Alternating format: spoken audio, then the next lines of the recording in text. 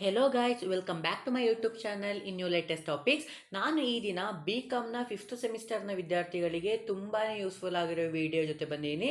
ಅದರಲ್ಲೂ ಯಾರೆಲ್ಲ 5th ಸೆಮಿಸ್ಟರ್ನಲ್ಲಿ Indian accounting standards 1 ಯಾರೆಲ್ಲ ತೊಗೊಂಡಿರ್ತೀರಾ, ಸೊ ಅವರಿಗಂತೂ ಈ ವಿಡಿಯೋ ತುಂಬಾ ಯೂಸ್ಫುಲ್ ಆಗಿರುತ್ತೆ ಅಂತಲೇ ಹೇಳ್ತಾ ಈ ವಿಡಿಯೋ ಶುರು ಮಾಡ್ತಾ ಇದ್ದೀನಿ.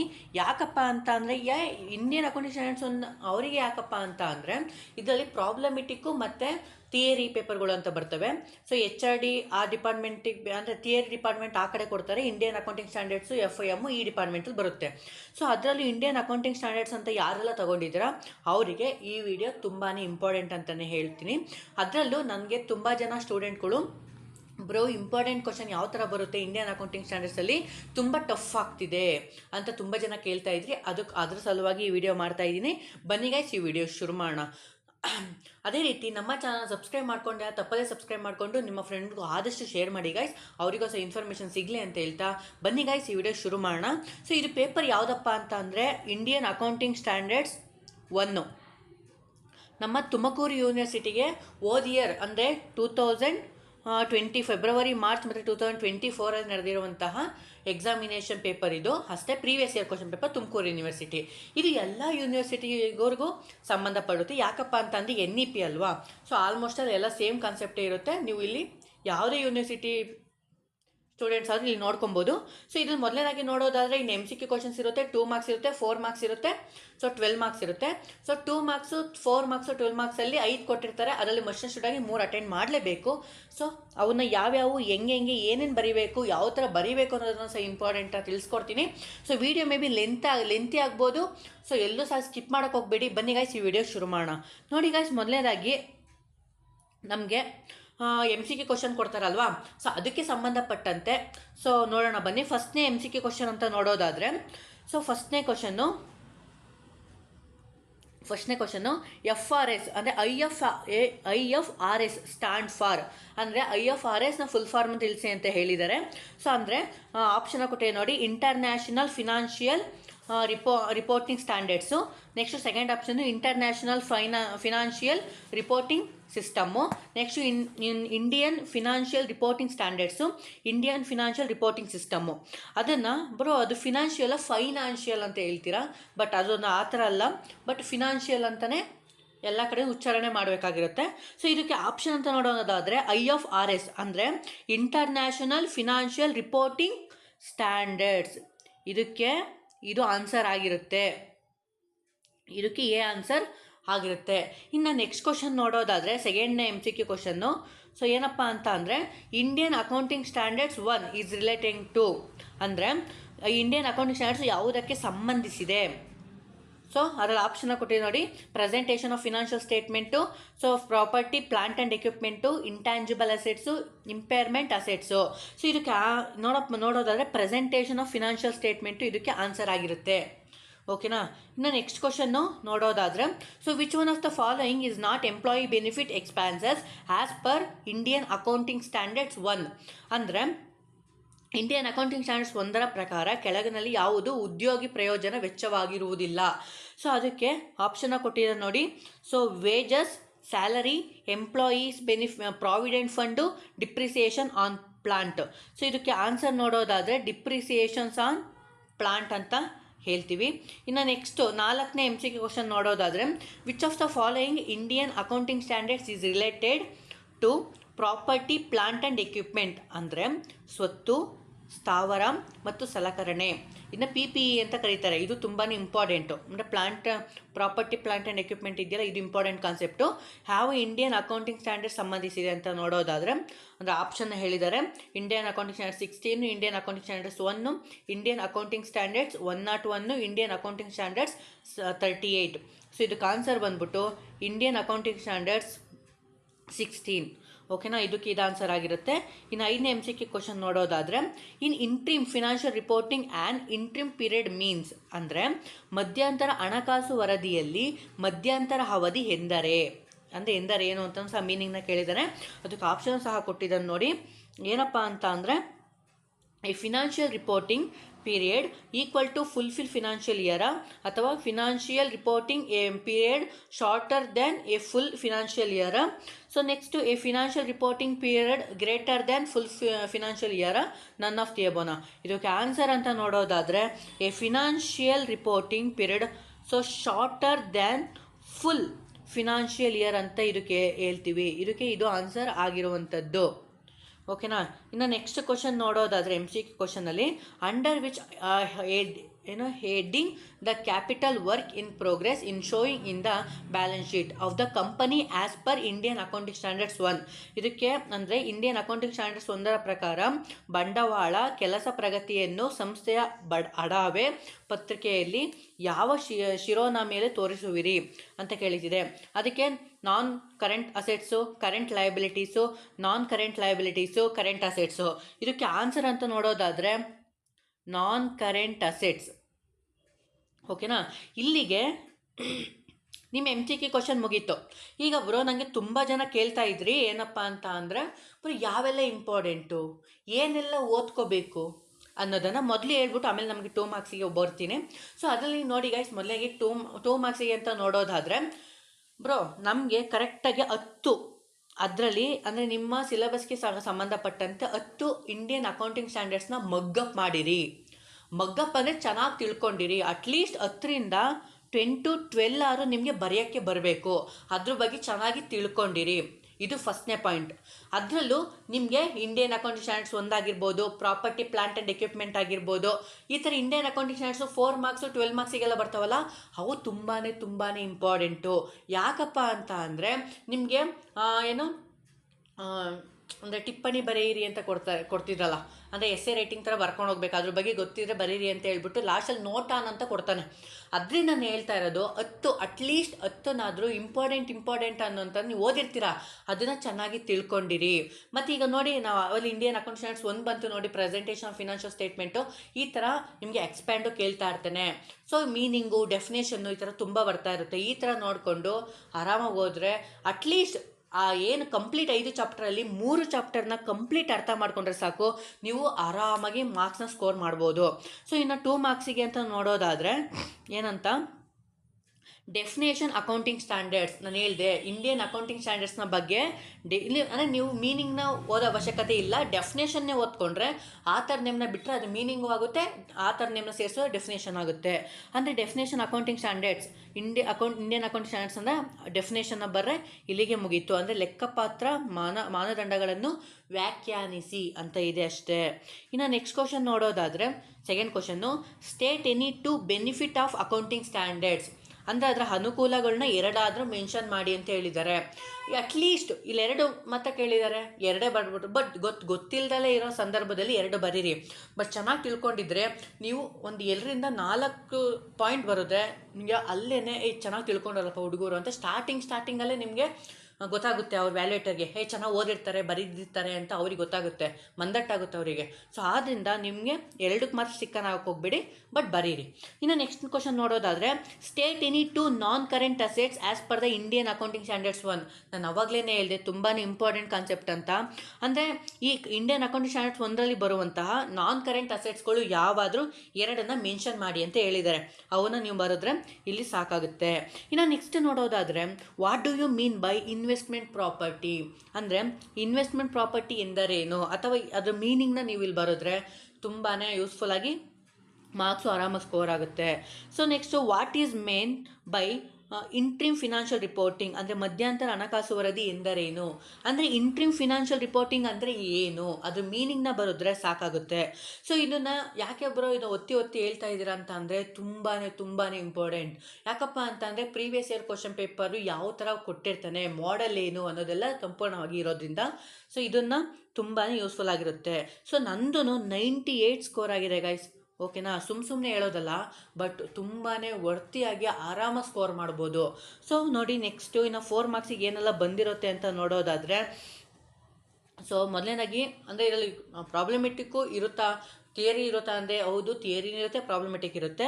ಬಟ್ ಥಿಯರಿನ ನೆಗ್ಲೆಕ್ಟ್ ಮಾಡೋಕ್ಕೆ ಹೋಗ್ಬೇಡಿ. ನಾನು ಪ್ರತಿಯೊಂದು ಪೇಪರಲ್ಲೂ ಸಹ ನಾನು ಹೇಳ್ಕೊಳ್ತಾ ಹೋಗ್ತಾ ಇರ್ತೀನಿ, ಥಿಯರಿನ ನೆಗ್ಲೆಕ್ಟ್ ಮಾಡೋಕ್ಕೆ ಹೋಗಬೇಡಿ. ಪ್ರಾಬ್ಲಮೆಟಿಕ್ ಬರುತ್ತೆ, ಹೌದು ಗೊತ್ತು, ಬಟ್ ಥಿಯರಿನ ನೆಗ್ಲೆಕ್ಟ್ ಮಾಡಬೇಡಿ. ಅದೇ ಕೊನೆಗೆ ಕೈ ಹಿಡಿಯುವಂಥದ್ದು. ನೋಡಿ ಗೈಸ್, ಮೊದಲೇದಾಗಿ ನೋಡೋದಾದರೆ, ಸೊ 4 ಮಾರ್ಕ್ಸಿಗೆ ಫಸ್ಟ್ ಒನ್ನು, briefly explain the objectives of Indian accounting standards. As per Indian accounting ಸ್ಟ್ಯಾಂಡರ್ಡ್ಸ್ನ ಪ್ರಕಾರ ಆಬ್ಜೆಕ್ಟಿವ್ಸ್ ಅದು ಮಾತ್ರ ಅದನ್ನ ಬ್ರೀಫ್ಲಿ ಎಕ್ಸ್ಪ್ಲೇನ್ ಮಾಡಿ ಅಂತ ಕೇಳಿದ್ದಾನೆ. ಅಂದರೆ ಭಾರತೀಯ ಲೆಕ್ಕಪತ್ರ ಮಾನದಂಡಗಳು, ಅದರ ಉದ್ದೇಶಗಳು. ಅಂದರೆ ಮೊದಲನೇದಾಗಿ ಯಾವ ಥರ ಬರೀತೀರಾ ಅಂತ ಅಂದರೆ, ಇಂಡಿಯನ್ ಅಕೌಂಟಿಂಗ್ ಸ್ಟ್ಯಾಂಡರ್ಡ್ಸ್ನ ಮೀನಿಂಗ್ನ ಬರೀತೀರಾ, ಅದ್ರ ಪಾಯಿಂಟ್ನ ಬರೀತೀರಾ, ಅದನ್ನೇ ಎಕ್ಸ್ಪ್ಲೇನ್ ಮಾಡಿ, ನಿಮಗೆ ಔಟ್ ಆಫ್ ಮಾರ್ಕ್ಸ್ ಸಿಗುತ್ತೆ. ಇನ್ನು next, state the disclosure under Indian accounting standards 37. ಅಂದರೆ ಇಂಡಿಯನ್ ಅಕೌಂಟಿಂಗ್ ಸ್ಟ್ಯಾಂಡರ್ಡ್ 37 ಡಿಸ್ಕ್ಲೋಸರ್ನ ನೀವು ಅಲ್ಲಿ ಪಾಯಿಂಟ್ ಮಾಡಿದ್ರೆ ಇಲ್ಲಿ ಸಾಕಾಗುತ್ತೆ. ಓಕೆನಾ. ಅದರ ಬಹಿರಂಗಪಡಿಸುವಿಕೆ ಡಿಸ್ಕ್ಲೋಸರ್ ಅಂತಲೇ ಇರುತ್ತೆ, ಬುಕ್ಕಲ್ಲಿ ಇದೆ, ಟೆಕ್ಸ್ಟ್ ಬುಕ್ಕಲ್ಲಿ ತುಮಕೂರು ಯೂನಿವರ್ಸಿಟಿದು. ಸೊ ನೀವು ಅಲ್ಲಿ ನೋಡ್ಕೊಬೋದು. ಇನ್ನು ನೆಕ್ಸ್ಟ್ ಕ್ವಶನ್ ನೋಡೋದಾದರೆ, state in 4 content of interim financial report under Indian accounting ಅಂದರೆ ಅಕೌಂಟಿಂಗ್ 34.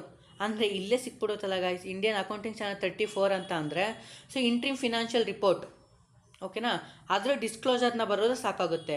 ಇಲ್ಲಿ ಇಂಟ್ರಿಮ್ ಫಿನಾನ್ಷಿಯಲ್ ರಿಪೋರ್ಟಿಂಗಲ್ಲಿ ಏನೆಲ್ಲ ಕಂಟೆಂಟ್ ಇರುತ್ತಲ್ವ ಅದನ್ನು 4ನೇ ಮೆನ್ಷನ್ ಮಾಡಿ ಅಂತ ಹೇಳಿದ್ದಾರೆ. ಅಟ್ಲೀಸ್ಟ್ ಒಂದು 6 ಆರು ಮೆನ್ಷನ್ ಮಾಡಿ, ನಿಮಗೆ ತುಂಬಾ ಯೂಸ್ಫುಲ್ ಆಗಿರುತ್ತೆ. ಇನ್ನು ನೆಕ್ಸ್ಟು ಪ್ರಾಬ್ಲಮೆಟಿಕ್ ಹೇಳಿದ್ದಾನೆ, ಏನು ಹೇಳಿದ್ದಾನೆ ಅಂತ ಮೊದಲು ನೋಡೋಣ. ನೋಡಿ, prepare the statement of profit and loss account as per Indian accounting standards 1 from the following details of Shri Vishnu limited for the year ended 31st March 2023. ಅಂದರೆ ಇಂಡಿಯನ್ ಅಕೌಂಟಿಂಗ್ ಸ್ಟ್ಯಾಂಡರ್ಡ್ಸ್ 1 ಇದೆಯಲ್ವಾ, ಅಂದರೆ ಪ್ರೆಸೆಂಟೇಷನ್ ಆಫ್ ಫಿನಾನ್ಷಿಯಲ್ ಸ್ಟೇಟ್ಮೆಂಟು, ಅದರಲ್ಲಿ ಸೇಲ್ನ ಕೊಟ್ಟಿದ್ದಾನೆ, purchase, other income, ಇನ್ವೆಂಟರೀಸು, ಅದು date, ಅಂದರೆ opening ಇನ್ವೆಂಟರೀಸು, closing ಇನ್ವೆಂಟರೀಸು, wages. ಅಂದರೆ ಅದು ಅದೇ ಕ್ಲೋಸಿಂಗ್ ಸ್ಟಾಕ್ ಅಂತ ಹೇಳ್ತೀವಲ್ಲ, ಅದನ್ನ ಇನ್ವೆಂಟರೀಸ್ ಅಂತ ಕರಿತೀವಿ. ಅದು ಫಾರ್ಮೇಟೇ ಬರುತ್ತೆ. ಓಕೆ, ಸೇಲ್ಸು, ಅದಕ್ಕೆ ಅದರ್ ಇನ್ಕಮ್ನ ಆ್ಯಡ್ ಮಾಡ್ತೀವಿ, ಪರ್ಚೇಸು, ಸ್ಟಾಕ್ನ, ವೇಜಸ್ನ ಎಲ್ಲ ಲೆಸ್ ಮಾಡ್ತೀವಿ, ಅದನ್ನು ಅಂದರೆ ಫಾರ್ಮೇಟ್ ಇದೆ ಗಾಯ್ಸ್. ನಾನು ಮೊದಲನೇದಾಗಿ ಹೇಳ್ತೀನಿ ನೋಡಿ, ಫಸ್ಟ್ ಚಾಪ್ಟರ್ ಏನಿದೆ ಅಲ್ವಾ, ಅದರ ಪ್ರಾಬ್ಲಮೆಟಿಕೆ ತುಂಬಾ ಇದೆ ಅಂತ ಹೇಳ್ತೀನಿ. ಅಂದರೆ ಪ್ರೆಸೆಂಟೇಷನ್ ಫಿನಾನ್ಷಿಯಲ್ ಸ್ಟೇಟ್ಮೆಂಟು ಅದ್ರೇ ಸುಮಾರು 20 ಮಾರ್ಕ್ಸಿಗೆ ಅಲ್ಲೇ ಕವರ್ ಆಗುತ್ತೆ. 20ಕ್ಕಿಂತ 20 ಮೇಲೆ ಅಂದ್ಕೊಳ್ಳಿ, ಓಕೆನಾ. ಅದು ತುಂಬಾ ಇಂಪಾರ್ಟೆಂಟು. ಇನ್ನು ನೆಕ್ಸ್ಟು ಚಾಪ್ಟರ್ ಅಂದರೆ ಇನ್ನೂ ಕೊಟ್ಟಿದ್ದಾರೆ ನೋಡಿ, ಇದ್ರ ಜೊತೆಗೆ ವೇಜಸ್ ಕೊಟ್ಟಿದ್ದಾನೆ, so salaries, interest on debentures, depreciation of plant, insurance, so ಟ್ಯಾಕ್ಸ್ನು ಸಹ ಕೊಟ್ಟಿದ್ದಾನೆ, ಓಕೆನಾ. ಇದನ್ನು ನೀವು ನೋಡಿಕೊಂಡು ನೀಟಾಗಿ ಅಡ್ಜಸ್ಟ್ಮೆಂಟ್ ಪ್ರಕಾರ ನೀವು ಅಂದರೆ ಅದನ್ನ ಫಾರ್ಮುಲಾ ಪ್ರಕಾರ ಮಾಡಿದ್ರೆ ನಿಮಗೆ ಮಾರ್ಕ್ಸ್ ಸಿಗುತ್ತೆ ಗೈಸ್, ಓಕೆನಾ. ಇನ್ನು ನೆಕ್ಸ್ಟ್ ಕ್ವಶನ್ ನೋಡೋದಾದರೆ, ಪ್ಲಾಂಟ್ ಆ್ಯಂಡ್ ಅಂದರೆ ಪ್ರಾಪರ್ಟಿ, ಪ್ಲಾಂಟ್ ಆ್ಯಂಡ್ ಎಕ್ವಿಪ್ಮೆಂಟ್ ಹೇಳೋನಲ್ವಾ, ಸೊ ಇದು ಸಹ ಇಂಪಾರ್ಟೆಂಟು. ನೋಡಿ, sky sports limited Kannada as purchased an equipment for its manufacturing unit. The price paid for the equipment is 2,20,000 inclusive of GST of 39,600. The company get a credit of GST while calculating tax payable on finished goods sold. ಅಂದರೆ ಇದನ್ನು GST inclusive ಹೇಳಿದ್ದಾನೆ. So ಇದೊಂದು adjustment 39,600. So property, plant and ಎಕ್ವಿಪ್ಮೆಂಟ್ನ paid ಆಗಿರುವಂಥ 2,20,000ಗೆ. So ಅದಕ್ಕೆ ಅಡಿಷನಲ್ಲು cost incurred ಅಂತ ಹೇಳಿದ್ದಾನೆ, ಫ್ರೈಟ್ ಕೊಟ್ಟಿದ್ದಾನೆ, ಕಸ್ಟಮ್ ಡ್ಯೂಟಿ ಕೊಟ್ಟಿದ್ದಾನೆ, ಇನ್ಸ್ಟಾಲೇಷನ್ಸ್ ಎಕ್ಸ್ಪೆನ್ಸಸ್ ಸಹ ಕೊಟ್ಟಿದ್ದಾನೆ. ಎಸ್ಟಿಮೇಟೆಡ್ ಕಾಸ್ಟ್ ಡಿಸ್ಮೆಂಟಿಂಗ್ನು remove in the item would 1,500. Calculate the cost of property, plant and ಎಕ್ವಿಪ್ಮೆಂಟ್ನ Indian accounting standards as per 16ನ ನೀವು ಚೆನ್ನಾಗಿ ತಿಳ್ಕೊಂಡು, ಇದು 4 ಮಾರ್ಕ್ಸ್ಗೂ ಬರುತ್ತೆ ಆ್ಯಂಡ್ 12 ಮಾರ್ಕ್ಸ್ಗೂ ಬರುತ್ತೆ, ಓಕೆನಾ. ಇದನ್ನು ನೀವು ನೀಟಾಗಿ ತಿಳ್ಕೊಂಡಿರಬೇಕಾಗುತ್ತೆ. ಇನ್ನು ನೆಕ್ಸ್ಟು ನೋಡೋದಾದರೆ, ಇಲ್ಲಿಗೆ 4 ಮಾರ್ಕ್ಸಿಗೆ ಕಂಪ್ಲೀಟ್ ಆಯಿತು. 12 ಮಾರ್ಕ್ಸಿಗೆ ತುಂಬಾ ಥಿಯರಿನೂ ಬರುತ್ತೆ, ಓಕೆನಾ. ಥಿಯರಿನೂ ಬರುತ್ತೆ, ಪ್ರಾಬ್ಲಮೆಟಿಕ್ಕು ಇರುತ್ತೆ. ಬಟ್ ಈ ಸಾರಿ ಅಟ್ಲೀಸ್ಟ್ 3 ಪ್ರಾಬ್ಲಮೆಟಿಕ್ ಕೊಡ್ತಾರೆ, 2 ಮಾತ್ರ ಥಿಯರಿ ಕೊಡ್ತಾರೆ, ಓಕೆನಾ. ಇದನ್ನು ನೀವು ನೋಡ್ಕೊಳ್ಳಿ. ಅಂದರೆ 12 ಮಾರ್ಕ್ಸಿಗೆ ಯಾವ ಥರ ಎಲ್ಲ ಕ್ವಶನ್ನ ಕೇಳಿದ್ದಾನೆ ಅಂತ ನೋಡೋದಾದರೆ, ಸೊ ನೋಡಿ, ಫಸ್ಟ್ ಒನ್ನು briefly explain the benefit of convergence with IFRS. ಅಂದರೆ IFRS ಅಲ್ಲೊಂದು 1 ಮಾರ್ಕ್ಸಿಗೆ ಬಂದಿತ್ತು, ಇಲ್ಲೊಂದು 12 ಮಾರ್ಕ್ಸ್, ಅಂದರೆ 13 ಟೋಟಲು 13. ಇದೊಂದೇ ಕಾನ್ಸೆಪ್ಟ್ ಮೇಲೆ 13 ಮಾರ್ಕ್ಸಿಗೆ ಕವರ್ ಆಗಿದೆ ಅಲ್ವಾ. IFRS ಅಂದರೆ ಇಂಡಿಯನ್ ಫಿನಾನ್ಷಿಯಲ್ ರಿಪೋರ್ಟಿಂಗ್ ಸಿಸ್ಟಮ್ ಅಲ್ವಾ, ರಿಪೋರ್ಟಿಂಗ್ ಸ್ಟ್ಯಾಂಡರ್ಡ್ಸ್ ಅಲ್ವಾ. ಸೊ ಇದರಲ್ಲಿ ಅಂದರೆ ಅದರ ಹೂಡಿಕೆಯನ್ನು ಪ್ರಯೋಜನಗಳನ್ನ ಸಂಕ್ಷಿಪ್ತವಾಗಿ ವಿವರಿಸಿ. ಅಂದರೆ ಮೊದಲನೇದಾಗಿ IFRS ಅಂದರೆ ಏನು, ಮೀನಿಂಗ್ನ ಬರೀತೀರಾ, ಅದ್ರ ಬಗ್ಗೆ ಬೆನಿಫಿಟ್ನ ಪಾಯಿಂಟ್ಸ್ನ ಬರೀತೀರಾ, ಪಾಯಿಂಟ್ನ ಬರೆದ್ಬಿಟ್ಟು ಅನಂತರ ಅದನ್ನ ಎಕ್ಸ್ಪ್ಲನೇಷನ್ನ ಮಾಡಿ, ನಿಮಗೆ ಫುಲ್ ಮಾರ್ಕ್ಸ್ ಸಿಗುತ್ತೆ. ಇನ್ನು ನೆಕ್ಸ್ಟ್ ನೋಡೋದಾದರೆ ಅಂದರೆ ಇದು 6 ಮಾರ್ಕ್ಸು, ಸಾರಿ ನಿಮ್ಮ 13 ಮಾರ್ಕ್ಸ್ ಅಂತ ಹೇಳಿದೆ, ಸಾರಿ, ಇದು 6 ಮಾರ್ಕ್ಸು, ಅಲ್ಲಿ 1 ಮಾರ್ಕ್ಸು, ಟೋಟಲ್ಲು 7 ಮಾರ್ಕ್ಸು. ಸೊ ಅಂದರೆ ಇಲ್ಲಿ ಯಾವ ಥರ ಕೊಟ್ಟಿದ್ದಾನೆ ಅಂತ ನೋಡೋದಾದರೆ, ಸೊ ಅಂದರೆ ಇಲ್ಲಿ ABC ಅಂದರೆ ಇದೊಂದೇ ಕ್ವಶನಲ್ಲಿ ನೋಡಿ, ಇದೊಂದೇ ಕ್ವಶನಲ್ಲಿ ಸೊ AB ಅಂತ ಕೊಟ್ಟಿದ್ದಾನೆ, ಇದು 6 ಮಾರ್ಕ್ಸು, ಇದು 6 ಮಾರ್ಕ್ಸು ಅಲ್ವಾ. ನೋಡಿ, ಇದು IFRS ಬಗ್ಗೆ ಬೆನಿಫಿಟ್ನ ಕೇಳಿದ್ದಾನೆ, ಇದನ್ನು ಬರೀತೀರಾ. ಇನ್ನು ನೆಕ್ಸ್ಟು ಲಿಸ್ಟ್ ಏನಿ 6 ಇಂಡಿಯನ್ ಅಕೌಂಟಿಂಗ್ ಸ್ಟ್ಯಾಂಡರ್ಡ್ಸು. ನಾನು ಹೇಳಿದೆ, ಸ್ಟಾರ್ಟಿಂಗಲ್ಲೇ ಹೇಳಿದೆ, 10ನ ಕಂಪಲ್ಸರಿ ಮಗ್ಗಪ್ ಮಾಡಿಬಿಟ್ಟಿರಿ, ಅದ್ರ ಬಗ್ಗೆ ಚೆನ್ನಾಗಿ ತಿಳ್ಕೊಂಡಿರಿ, ಆರಾಮಾಗಿ ಸ್ಕೋರ್ ಮಾಡ್ಬೋದು. ಇನ್ನು ನೆಕ್ಸ್ಟ್ ನೋಡೋದಾದರೆ ನೆಕ್ಸ್ಟ್ ಕ್ವಶನ್ 8ನೇ ಕ್ವಶನ್, ಅದು 7ನೇ ಕ್ವಶನಲ್ಲಿ 2, ಓಕೆನಾ, 2 ಕೊಟ್ಟಿದ್ದಾರೆ.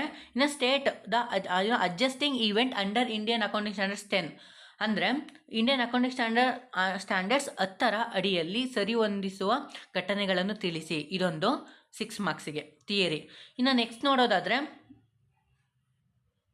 ಇನ್ವೆಸ್ಟ್ಮೆಂಟ್ ಮೇಲೆ ಕೇಳಿದ್ದಾನೆ, ಓಕೆನಾ. ನೋಡಿ, mister Vivek and domestic partner of mister Tejashri, mister Vivek as on investment A Limited and Mr. Tejashree as invested in B Limited require examine when the related party relationship established from the perspective A Limited financial statement. Next, to examine the when relative party relationship is established from the perspective of B Limited financial statement, while A Limited and B Limited be related parties if Mr. Vivek has only significant influence over A Limited and Mr. Tejashree also as significant influence over B limited. ಅಂದರೆ ಇದು 3ನೇ ಚಾಪ್ಟ್ರಲ್ಲಿ ಯಾವುದೋ ಒಂದು ಕಡೆ ಬರುತ್ತೆ, ಯಾವುದೋ ಒಂದು concept ಮೇಲೆ ಇದೆ, ಇದನ್ನೊಂದು ನೀಟಾಗಿ ತಿಳ್ಕೊಳ್ಳಿ. ಯಾಕೆಂದರೆ ತುಂಬ ಆಲೇ ಒಂದು ವರ್ಷ ಆಯಿತು ಗೈಸ್, ನಾನು ಇದು ನೀಟಾಗಿ ತಿಳ್ಕೊಳ್ಳಿ, ಬಟ್ ಸ್ವಲ್ಪ ಮರ್ತಂಗಾಗಿದೆ, ಓಕೆನಾ.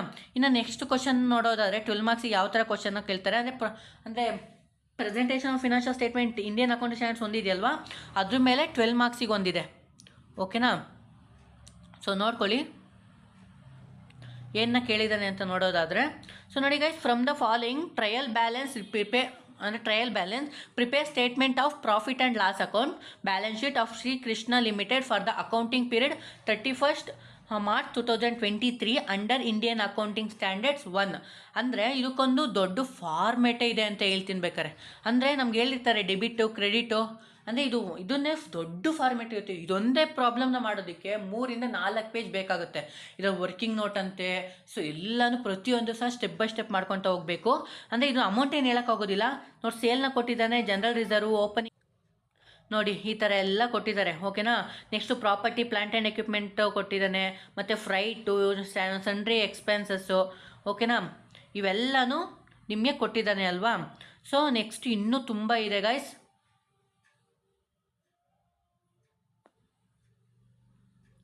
ನೋಡಿ, ಇದರಲ್ಲಿ share capital equity share 10 each, ಇದು 2,50,000 ಇದೆ. ಇದೊಂದೊಂದು ಅಡ್ಜಸ್ಟ್ಮೆಂಟ್ ಬರುತ್ತೆ, ನೋಡ್ಕೊಳ್ಳಿ. ಪ್ರಾಫಿಟ್ ಆ್ಯಂಡ್ ಲಾಸ್ ಅಕೌಂಟ್ ಇದೆ, preliminary expenses, power and fuel, bad debts, intangible assets, ಇವೆಲ್ಲದಕ್ಕೂ ಸಹ ಪ್ರತಿಯೊಂದಕ್ಕೂ ಅದರದ್ದೇ ಆದಂಥ ಫಾರ್ಮೆಟ್ ಇದೆ, ಅದ್ರ ಪ್ರಕಾರ ಮಾಡ್ಕೊತ ಹೋಗಿ. ನೆಕ್ಸ್ಟ್ ಅಡಿಷನಲ್ ಇನ್ಫಾರ್ಮೇಷನ್ ಅಡ್ಜಸ್ಟ್ಮೆಂಟ್ನ ಕೊಟ್ಟಿದ್ದಾನೆ.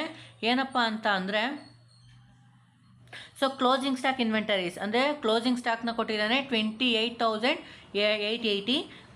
Create provision for the taxation 30% ಟ್ಯಾಕ್ಸ್ನ ಕೊಡಬೇಕು. ರೈಟ್ ಆಫ್ 1/5 ಪ್ರಿಲಿಮಿನರಿ ಎಕ್ಸ್ಪೆನ್ಸಸ್ನ ಇಲ್ಲಿ ಕೊಡಬೇಕಾಗುತ್ತೆ. ಸೊ ಇದ್ರ ಮೇಲೆ ತುಂಬಾ ಇಂಪಾರ್ಟೆಂಟು, ಇದೊಂದು ಚೆನ್ನಾಗಿ ನೋಡ್ಕೊಂಡಿರಿ. ಫಸ್ಟ್ನೇ ಚಾಪ್ಟ್ರು ಹೇಳಿದ್ನಲ್ಲ 20 ಮಾರ್ಕ್ಸ್ ಅಮ್ಮಮ್ಮ ಅಂದರು, ಅಲ್ಲಿವರೆಗೂ ಇದು ಬರುತ್ತೆ. ಇನ್ನು ನೆಕ್ಸ್ಟ್ ನೋಡೋದಾದರೆ, so property plant and equipment ಬಗ್ಗೆ. ಸೊ ನೋಡಿ, so Sita limited provides the following estimated for the cash flow relating to property plant and equipment on 31st March 2024. The discount rate 15% ಅಂತ ಹೇಳಿದ್ದಾನೆ. ಡಿಸ್ಕೌಂಟು ಇಂದ year cash flow discount rate 15% ಅಂತ ಹೇಳಿದ್ದಾನೆ. ಇದನ್ನು ನಾವು depreciation rate ಅಂತಲೂ ಸಹ ಕರಿತೀವಿ, ಓಕೆನಾ. ಇದು ಇಯರ್ನ ಕೊಟ್ಟಿದ್ದಾನೆ 24, 25, 26, 27, 28. ಇದು ಕ್ಯಾಶ್ ಫ್ಲೋ ಕೊಟ್ಟಿದ್ದಾನೆ ಮತ್ತು ಡಿಸ್ಕೌಂಟ್ ರೇಟ್ ಅಂತ ಕೊಟ್ಟಿದ್ದಾನೆ. ಓಕೆನಾ. ಇದನ್ನು ತಗೊಂಡು ಇಲ್ಲಿ ಅಡ್ಜಸ್ಟ್ಮೆಂಟಾಗಿ ಕೊಟ್ಟಿದ್ದಾನೆ. Residential value at 31st March 2029 50,000. Property plant and equipment was purchased April 2021 for the 20 lakh. Useful life was 8 year ಅಂತ ಹೇಳಿದ್ದಾನೆ. Next residential value estimate end of 8 years 50,000.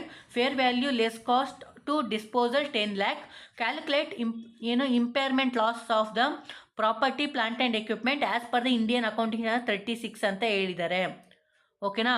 ಇದು ನಿಮಗೆ ತುಂಬಾ ಇಂಪಾರ್ಟೆಂಟು. ಸೊ ಇದು ನಿಮಗೆ 12 ಮಾರ್ಕ್ಸಿಗೆ ಕೇಳೋದು ತುಂಬಾ ಈಸಿಯಾಗಿರುತ್ತೆ, ಬಟ್ ಬೇಗನೆ ಇಲ್ಲ ಆನ್ಸರ್ನ ಮಾಡ್ಬೋದು. ಓಕೆನಾ. ಇದನ್ನು ಹೇಳಿದ್ದಾನೆ. ಸೊ ಇನ್ನು ನೆಕ್ಸ್ಟು ಮತ್ತೆ ನಾನು ಹೇಳ್ದೆ, ಯಾಕಪ್ಪ ಹೇಳ್ದೆ ಅಂತ ಅಂದರೆ ಇಲ್ಲೇ ನೋಡಿ, ಇದು 24, ಅಲ್ಲೊಂದು 25 ಮಾರ್ಕ್ಸ್ ಇದ್ದಲ್ಲೇ ಕವರ್ ಆಗಿಬಿಟ್ಟೈತೆ. ಯಾಕಪ್ಪ ಅಂತಂದರೆ ಸೊ ಮತ್ತೆ ಕ್ವಶನ್ನ ಕೇಳಿದ್ದಾರೆ ನೋಡಿ. Prepare the statement of profit and loss account as per the Indian accounting standards 1 from the given information Lakshmi limited from the year ended 31st March 2023. ನೋಡಿ, ಇಂಟ್ರೆಸ್ಟ್ ಆನ್ ಡಿಬೆಂಚರ್ನ ಕೊಟ್ಟಿದ್ದಾನೆ, travelling expenses, bad ಎಪ್ಸು, discount allowed. So Indian accounting standards 1 ಇದು ನೋಡಿ. Next salary, purchases, opening stock, closing stock, depreciation, insurance, commission received, sale, income tax. ಓಕೆನಾ. ಇಷ್ಟೆಲ್ಲ ಕೇಳಿದ್ದಾನೆ ನೋಡಿ, income tax. But ಇದಕ್ಕೆ ಯಾವುದೇ ಅಡ್ಜಸ್ಟ್ಮೆಂಟ್ ಇಲ್ಲ. ಇದು ತುಂಬಾ ಬೇಗ ಮಾಡ್ಕೊಬೋದು. ಅದು ಯಾವುದು ಫಾರ್ಮೆಟ್ ಪ್ರಕಾರ ಟಕ ಟಕ ಟಕ ಟಕ ಟಕ ಅಂತ ಹಾಕೊಂಡೋದ್ರೆ ತುಂಬಾ ಆರಾಮಾಗಿ ನೀವು ಮಾಡ್ಕೊಬೋದಾಗಿರುತ್ತೆ. ಓಕೆನಾ. ಸೊ ಇಷ್ಟು ನಿಮ್ಗೆ ಗೊತ್ತಾಗಿರುತ್ತೆ. ಸೊ ಇನ್ನು ನೆಕ್ಸ್ಟ್ ಬಾರೋಯಿಂಗ್ ಕಾಸ್ಟ್ ಮೇಲೆ ಒಂದು ಕ್ವಶನ್ನ ಕೇಳಿರ್ತಾನೆ. ಅಂದರೆ ಇಲ್ಲಿ ನಿಮಗೆ 6 ಮಾರ್ಕ್ಸಿಗೆ ತೊಗೊಂಡಿದ್ದಾನೆ ಇದು ಅನಿಸುತ್ತೆ. ಇದು ಎ ಅಂದರೆ ಇದು 11 ಕ್ವಶನ್ನಲ್ಲಿ. ಸೊ ನಿಮಗೆ ಎ ಬಿ ಅಂತ ತೊಗೊಂಡಿದ್ದಾನೆ. ಒಂದು ಈ ಥರ 6 ಮಾರ್ಕ್ಸಿಗೆ ಕೊಟ್ಟಿದ್ದಾನೆ. ಇನ್ನೊಂದು 6 ಮಾರ್ಕ್ಸಿಗೆ ನೋಡೋದಾದರೆ ಬಾರೋಯಿಂಗ್ ಕಾಸ್ಟ್ ಮೇಲೆ ಕೊಟ್ಟಿದ್ದಾನೆ. ಅಂದರೆ Sharada limited constructing power generating plant the project requires totally and 12 lakh which are raised as follows.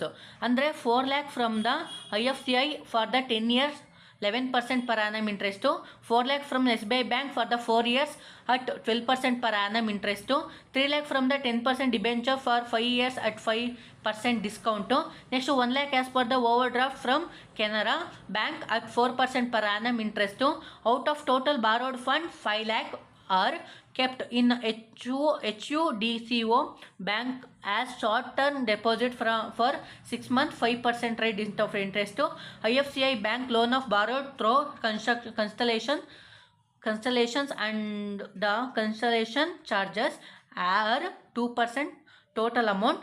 ನೋಡಿ, calculate total borrowing cost and according with the Indian accounting 23 ಪ್ರಕಾರ ಮಾಡಿ ಅಂತ ಹೇಳಿದ್ದಾನೆ. ಸೊ ಇದು ನಿಮಗೆ ತುಂಬಾ ಯೂಸ್ಫುಲ್ ಆಗಿರುತ್ತೆ. ಸೊ ನೋಡಿ ಗೈಸ್, ಇದು ಈ ದಿನದ paper. So Indian accounting standards ನನಗೆ ತುಂಬಾ ಅರ್ಥ ಆಗ್ತಿಲ್ಲ ಅಂತ ಯಾರೆಲ್ಲ ಕೇಳ್ತಾ ಇದ್ರಿ, ಸೊ ಅವರಿಗೆ ಈ ವಿಡಿಯೋ ತುಂಬಾ ಯೂಸ್ಫುಲ್ ಆಗಿರುತ್ತೆ ಅಂತ ಅಂದ್ಕೊಂಡಿದ್ದೀನಿ. ಮತ್ತು ಇದು ನಿಮ್ಮ ಫ್ರೆಂಡ್ಗಳಿಗೂ ಆದಷ್ಟು ಶೇರ್ ಮಾಡಿ ಗೈಸ್, ಅವರಿಗೂ ಸಹ ಇನ್ಫಾರ್ಮೇಷನ್ ಗೊತ್ತಾಗಲಿ. ಸೊ ಓಕೆನಾ. ಇದು ಇಂಪಾರ್ಟೆಂಟ್ ಅಂತ ಅಂದರೆ ಹೌದು, ಇದು ತುಂಬಾ ಇಂಪಾರ್ಟೆಂಟು. ನಿಮಗೆ ಪ್ರೀವಿಯಸ್ ಇಯರ್ ಪೇಪರ್ನ ನೋಡ್ತಿದ್ದಂಗೆ ಒಂದು ಹಂತಕ್ಕೆ ಈ ಥರ ಎಲ್ಲ ಓದ್ಕೊಬೋದು ಅಂತ ಗೊತ್ತಾಗಿರುತ್ತೆ ಅಂತ ಹೇಳ್ತಾ, ಸೊ ಇದು ಇಂಡಿಯನ್ ಅಕೌಂಟಿಂಗ್ ತುಮಕೂರು ಯೂನಿವರ್ಸಿಟಿಯ paper. So thank you guys. ಇದು ತುಮಕೂರು ಗೆ ಸಂಬಂಧಪಟ್ಟಂತೆ. So thank you guys, thank you so much. Next ವಿಡಿಯೋದಲ್ಲಿ ಸಿಗ್ತೀನಿ ಅಂತ ಹೇಳ್ತಾ, ನೆಕ್ಸ್ಟ್ ಫಿನಾನ್ಷಿಯಲ್ FIM ಇದೆಯಲ್ಲ, ಫಿನಾನ್ಷಿಯಲ್ ಇನ್ವೆಸ್ಟ್ಮೆಂಟ್ ಮ್ಯಾನೇಜ್ಮೆಂಟು, ಸೊ ಅದ್ರ ಮೇಲೆ ನಿಮಗೆ ಪೇಪರ್ನ ಸಾಲ್ವ್ ಮಾಡ್ಕೊಡ್ತೀನಿ ಅಂತ ಹೇಳ್ತಾ thank you guys. Bye, see you. ಮತ್ತೊಂದು ವಿಡಿಯೋದಲ್ಲಿ ಸಿಗುವ.